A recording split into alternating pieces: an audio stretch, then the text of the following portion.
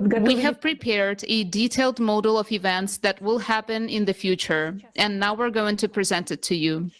We consider it our duty to report to you the seriousness of the situation in detail. We've deducted the scale of events based on the progression that we have been able to estimate from the increase in the number and strength of earthquakes. Further development of these events leads to the internal cracking of the Earth's crust. Through these cracks, magma will begin to rise in geometric progression you have seen in the graph.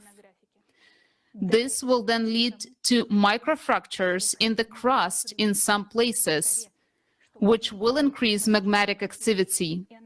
And it will keep increasing even more until it provokes a large-scale rupture in the thinnest part of the crust, which is in the ocean. This is inevitable. There is a 99.9% probability that this rupture will occur in the area of the Mariana Trench. This is where deep focus earthquakes are registered and where the Earth's crust is the thinnest, only 5 kilometers. At first, when a small amount of water will meet magma, magma will break through the crust for the first time, exploding violently. When we say the micro-explosions will occur, we mean that, in fact, each of these explosions is equivalent to the explosion of dozens of nuclear bombs. This will destroy the thin layer of the crust beneath the Mariana Trench, but the worst thing will happen next. And to understand what happens next, we will show you an experiment.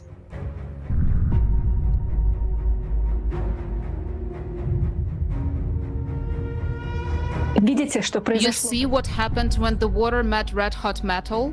Now multiply it by 100 billion times. A gigantic volume of magma from the magma plume will rip the Mariana Trench in an instant.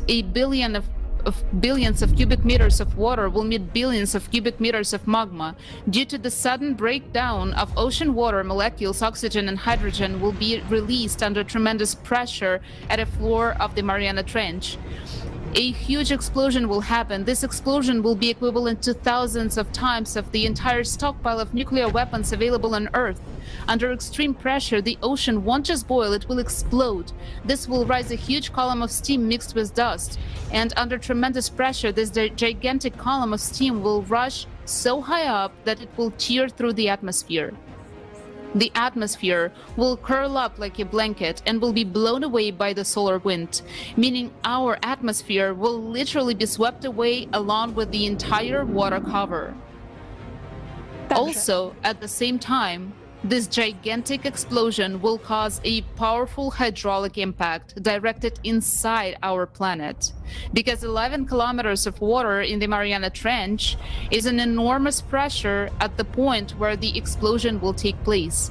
And that pressure will in turn be reflected in the hydraulic impact. There will be a very powerful blast wave directed into the center of the planet, into magma, which will spread tangentially and will provoke additional cavitation processes. This will lead to an abrupt expansion of magma in all directions by a factor of 10. That means that there will be 10 times more magma. This will literally tear the planet from the inside. With such an impact, magma will behave like a gaseous substance. All volcanoes, cracks, fractures, all boundaries of lithospheric plates will burst and erupt simultaneously.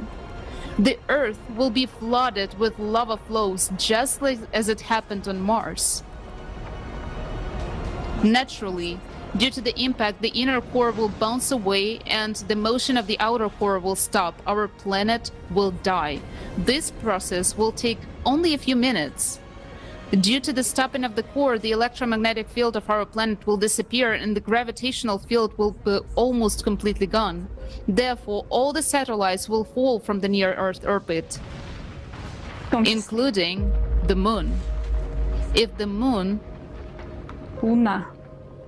is over the eastern hemisphere, it will be thrown away by explosion and it will be attracted by the sun. And if the Moon is over the western hemisphere, it will fall to Earth the moment the gravitational field is lost. But we, humans, will no longer be threatened by this. Because as a consequence of these events, we as humanity will already cease to exist completely.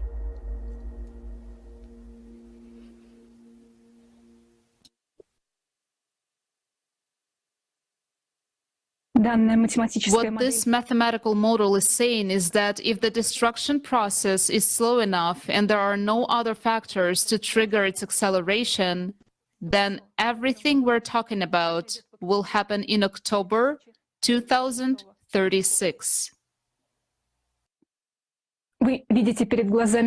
Before your eyes, you see a timer that counts down to the time when the planet, as a living planet inhabited by life, will no longer be able to exist. And that's again provided that there are no provoking factors before that. This could be a meteorite fall, a nuclear bomb explosion, an increase in the displacement of the core, or a supervolcano eruption. Right now, the threat of nuclear war is being forced all over the world. With all responsibility, we can say that a nuclear war at this time will accelerate the apocalypse. It will cause irreparable damage. It will kill the economy altogether and contribute to the destabilization of processes within the core, accelerating them. We will just hasten our doomsday. This is not a solution. This is utter foolishness. We're depriving ourselves from the last time we can do something. Now is not the time to be divided and fight. It is the time to unite and deal with more global issues than geopolitical disagreements. We live in a time when the survival of all humanity must take precedence over the private interests of certain countries.